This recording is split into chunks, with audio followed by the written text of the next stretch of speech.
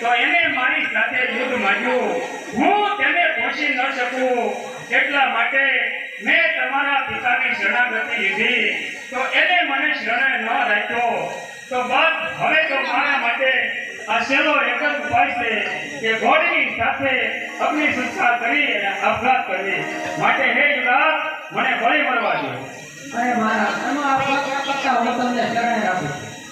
અરે રાજકુમાર, તમે મને શરણે રાખો એ વાતની જાણ જો કદાચ તમારા પિતાને થશે તો તમને ધક્કો આપશે અને વળી તમારી હાંસી થશે અને આ પૃથ્વી ઉપર તમારી હાંસી ઉઠશે. માટે મને હવે બળી મરવા દો. અરે દાનભાઈ, તમે મને બાળક ગણીને ડરશો નહીં. ચાલો મારી સાથે. મારા પિતાને તેના પ્રકારની શરમ લડી છે. મારા મામા સકી ગયા છે. હું અર્જુનનો પુત્ર. ઘોડી ને આપવા દો, ઘોડી આપવા દો તો મને બ્રહ્મચર્ય